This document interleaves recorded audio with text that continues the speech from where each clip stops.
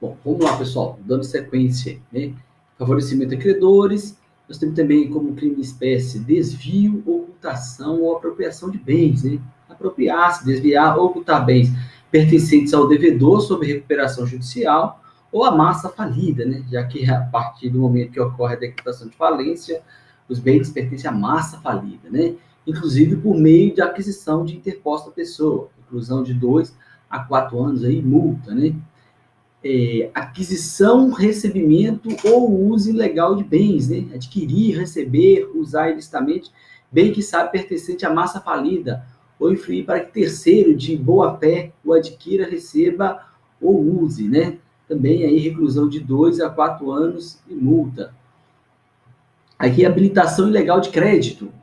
Veja, você tem toda uma fase ali na formação da massa falida subjetiva, a fase de habilitação dos credores. Só que apresentar em falência, recuperação judicial ou extrajudicial, relação de créditos, habilitação de créditos ou reclamação falsa, ou juntar a elas título falso ou simulação, vai ficar caracterizado aí o crime de habilitação ilegal de crédito. A gente tenta habilitar um crédito perante a falência ou perante uma recuperação judicial, um crédito que efetivamente não exista, né? Aí de 2 a 4 anos e multa. Esse é o exercício ilegal de atividade, exercer atividade para o qual foi inabilitado ou incapacitado por decisão judicial nos termos da lei. O sujeito não poderia exercer, né? Ele foi condenado, inclusive, suponhando por prática de crime falimentar, e vai lá e exerce a atividade. Né? Ele está inabilitado para o exercício da atividade. Né? Esse seria um caso e que ele estaria enquadrado nesse tipo penal, né? Reclusão de 1 a 4 anos. Esse aqui é um que eu falei para os senhores, né? Que as pessoas, que o juiz e os demais auxiliares ali podem vir a ser também sujeito ativo de crime falimentar. No caso de violação de impedimento, é o 177. É adquirir o juiz, o representante do Ministério Público, o administrador judicial, o gestor judicial, o perito, o avaliador, o escrivão, o oficial de justiça ou leiloeiro, por si ou por interposta pessoa, bens da massa falida, né? Ou do devedor em recuperação judicial, ou em relação a esse entrar com alguma especulação de lucro, quando tem autuado nos respectivos processos. Veja que a violação de impedimento é para os processos que ele tem atuado, não é para todos os processos. Né? Isso porque eles, autuando naquele processo ali, eles podem, ao praticar determinado ato, obter alguma vantagem em detrimento das demais pessoas que tinham interesse naqueles bens. Né? Então, o juiz, o Ministério Público, o próprio administrador judicial, o leiloeiro, todos esses podem vir a praticar crime falimentar se realizar alguma conduta aí do tipo 177, né? Portanto, violação de impedimento, reclusão de 2 a 4 anos aí, multa, né? Esse aqui é omissão de documentos contábeis, né, obrigatórios. Deixar de elaborar, escriturar ou autenticar antes ou depois da sentença que decreta a falência, concede a recuperação judicial ou homologa o plano de recuperação judicial, os documentos de escrituração contábil obrigatório. Nós vimos no direito empresarial, na teoria geral, que o livro diário é um documento obrigatório, né?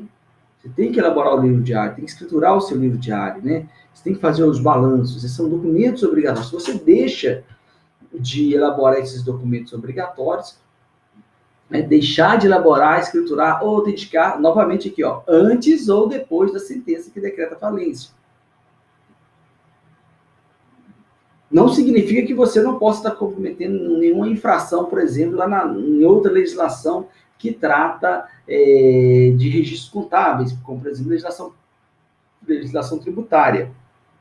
Mas para que ocorra esse tipo penal, tem que haver a decretação de quebra, né? Deixar de elaborar, escriturar ou autenticar antes ou depois da sentença que decreta a falência, concede a recuperação judicial, homologa o plano de recuperação judicial, os documentos de escrituração contábil obrigatórios, né? Detenção de 1 ano e multa, né? Se o fato não constituir crime mais grave, que pode ser que outra legislação, geralmente na legislação tributária acaba a situação agravando, né? Se não constituir crime mais grave, a penalidade vai ser essa aí. Veja bem, os crimes previstos na lei falimentar são esses, até 178. É claro que um penalista ele ia lançar um novo olhar, um olhar então um pouco mais diferenciado sobre esses tipos penais. O que eu quero que fique na cabeça dos senhores é que para cada conduta, né, que o agente pratica ali antes ou depois de decretada a falência, a recuperação judicial ou extrajudicial, ele pode vir a estar cometendo aí um delito, né, previsto na lei de recuperação e falência, tá? Então, fiquem muito atentos quando estiverem atuando, né, na área de recuperação e falência para orientar o cliente de vocês. Você vai convencê-lo muito mais quando você falar, olha, não é uma mera infração que você vai estar cometendo, por exemplo, a apresentar documentação falsa lá na falência. Isso está tipificado como um crime. Né? Você vai ser processado criminalmente também. Não vai ser só um problema ali na falência. Né? Você vai um pouco além, tá? É isso aí. Bom estudo para os senhores, viu?